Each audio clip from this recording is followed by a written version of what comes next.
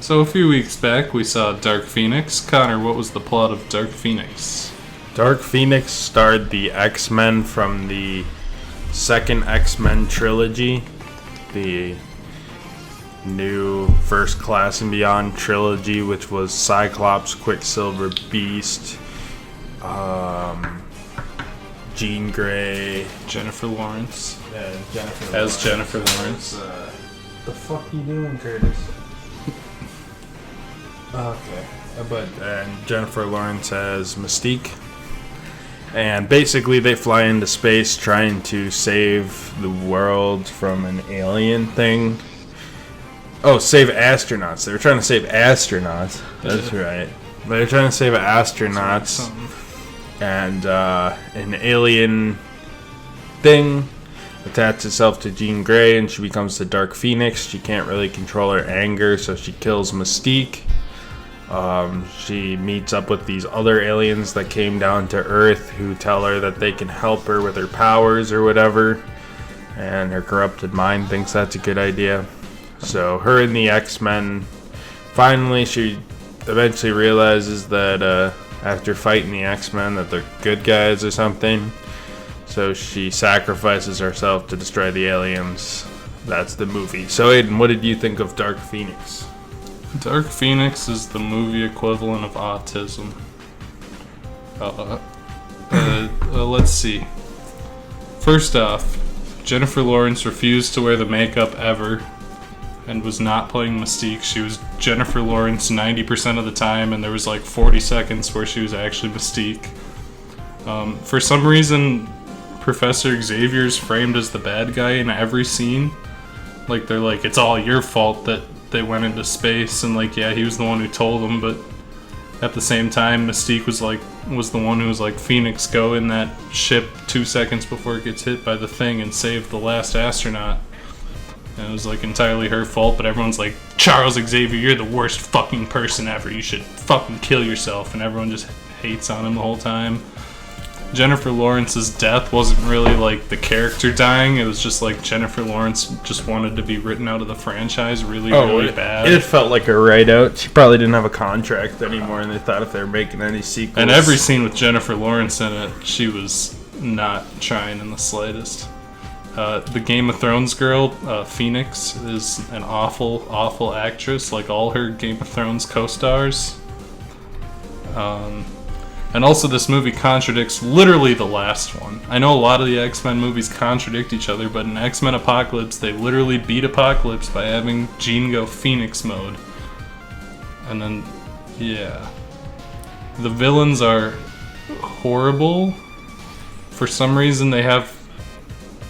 Like, the villain lady has, like, her eyebrows shaved off before she's an alien. And it's really distracting and horrible.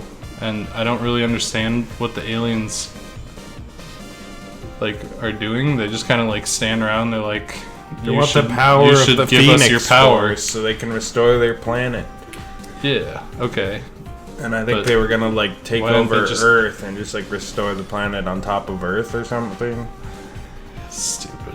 I don't know. Long story short, the plot makes no sense. The movie is fucking horrible. It's boring. Nothing happens. The villains are horrible. The acting is horrible. No one wanted to be in this movie. No one wanted to make this movie. I'm not exactly sure why this movie was made. And basically, it fucking sucks. So Connor, what'd you think of Dark Phoenix? Dark Phoenix was not very good. I mean, Aiden covered most of the core problems. I understood the villain plot, kind of. They wanted to restore their planet or whatever, but at the same time, it was kind of like... I mean, I got it, but they just spent most of their time just, like, sitting around and complaining to each other.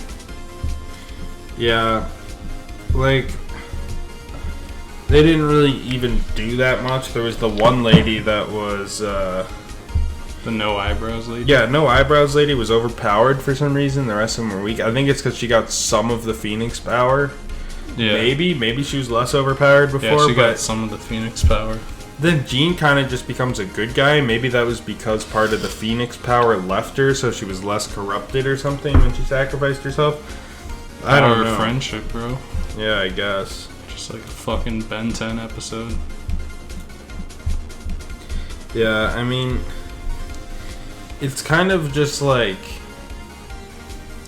I don't know really what to say about it. It kind of just feels like another cheap X-Men movie. Like, it was kind of a low-key superhero movie compared to more recent superhero movies, which in a way is good, but at the same time it's like... At the same time, when your movie is two people grabbing each other's faces in a parking lot, it's not very exciting. No, it's not super exciting. And I mean, the Charles Xavier being painted as the villain thing literally made no sense. Oh, also the fucking zombies that just show up like halfway through. When they're on the fucking train, they're just getting attacked by like zombie people. No, those are the aliens. Yeah, they were functionally zombies. Pretty much, but...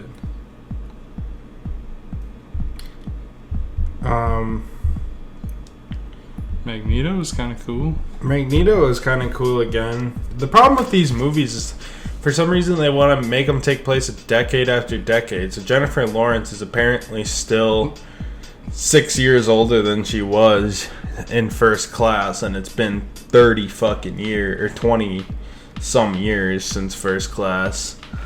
The whole team, like... I guess this isn't the biggest retcon, because remember... But Days of Future Past takes place in the 70s. Yeah, remember Apocalypse takes place in the 80s, and this one takes place in the 90s. Remember the end of Days of Future Past, where Jennifer Lawrence pretends to be Stryker and kidnaps Wolverine, and then they just never bring it up again, ever? Yeah. Yeah. Remember when Professor Xavier was able to walk in X-Men Origins Wolverine? Yes. Days of Future Past was meant to just like smooth over the timeline. The continuity department on these X-Men movies have been terrible since the year 2000, but I've heard the X-Men Origins game is pretty okay, actually. I've heard pretty good things about the X-Men Origins Wolverine game. I heard it's like a mediocre God of War, basically. Yeah. So, cool, I guess. But, yeah, I really don't have much to say. Aiden, would you recommend this movie? Fuck no, this movie's fucking boring. Yeah. Would you recommend X-Men Dark Phoenix? If you were a fan of the X-Men movies and wanted some more, you can watch a very low-key, uninteresting X-Men movie they whipped up on the cheap to make quick money. It kind of feels like the early 2000s X-Men movies, like maybe the first movie again, but just like the scale of the first movie, but made in 2019. And less good, less entertaining, but maybe I would give the lightest recommendation ever to an X-Men fan, but to anybody who's tired of comic book movies or just want to watch the really essential comic book movies that are actually worth watching. Oh yeah, this is not one. The opposite of essential. This ain't it, Chief. This ain't it, Chief. So, yeah.